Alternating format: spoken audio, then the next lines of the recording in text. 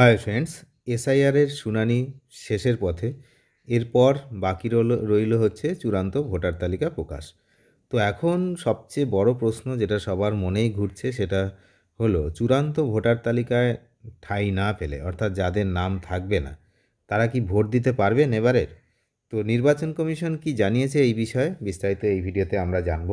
যে 14ই ফেব্রুয়ারি যে চূড়ান্ত ভোটার তালিকা প্রকাশ পাবে, সেখানে যাদের নাম থাকবে না তারা ভোট দিতে হলে তাদেরকে কি করতে হবে এবং পরবর্তী পদক্ষেপ তারা কি নেবে, নির্বাচন কমিশন কিন্তু সেটা জানিয়ে দিয়েছে। তো বিগত কয়েক মাস ধরেই বাংলায় চলছে যে এসআইআর প্রক্রিয়া, ফর্ম পূরণ, তারপরে হিয়ারিং পর্ব, এগুলো চলছে। হিয়ারিং শেষের পথে 14ই ফেব্রুয়ারি চূড়ান্ত ভোটার তালিকা প্রকাশিত হবে।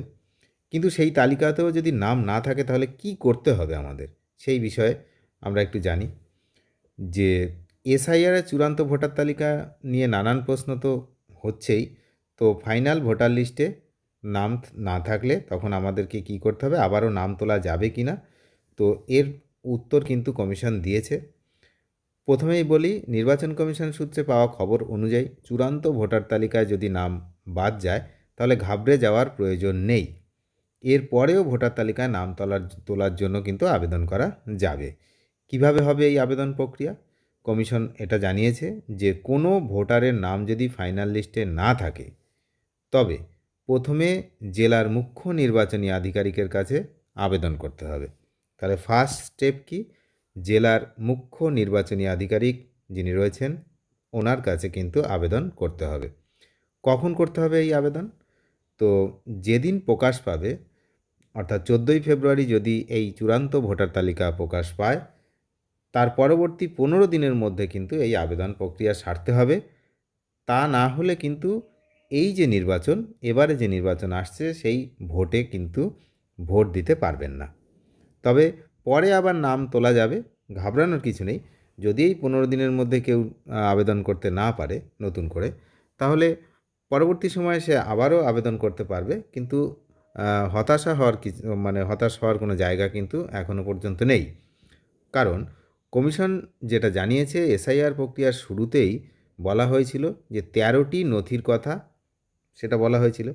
সেই নথিগুলো দিয়েই আবার ফর্ম ফিল আপ করতে হবে, তারপরেই ভোটার তালিকায় নাম তোলা যাবে।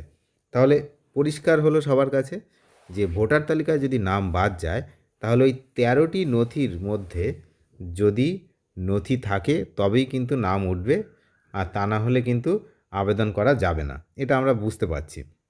নির্বাচন কমিশন এরকম পরিষ্কার বলছে না যে নাম পুরো বাতিল করে দেবো বা ভোট দিতে দেব না, এইসব বলছে না। ওরা যেটা বলছে যে যদি নাম কাটা যায় তাহলে তার 15 দিনের মধ্যে তাকে আবেদন করতে হবে জেলার মুখ্য নির্বাচনী আধিকারিকের কাছে, এবং এই 13টি নথি যেগুলোর কথা বলা হয়েছে সেই নথিগুলোর মধ্যে যে কোনো নথি নিয়ে তাকে আবেদন করতে হবে, নতুন করে ফর্ম ফিল আপ করতে হবে ভোটার লিস্টে নাম তোলার জন্য। যদি সেটা 15 দিনের মধ্যে না হয় তাহলে পরবর্তীকালে করতে পারবে, কিন্তু 15 দিনের মধ্যে করলে এবারের যে ভোটটা আসছে সেখানে তারা ভোট দিতে পারবেন যদি নাম ওঠে। আর যদি 15 দিনের মধ্যে না করে পরবর্তী সময় আবেদন করতেই পারে। সেক্ষেত্রে পরবর্তীকালে নাম উঠবে, অন্য ভোটার তিনি থাকবেন, কিন্তু এই ভোটে উনি আর সুযোগ পাবেন না। তো এই হলো আলটিমেট বিষয়। তাই ঘাবড়ানোর কোনো বিষয় নেই, সচেতন থাকতে হবে।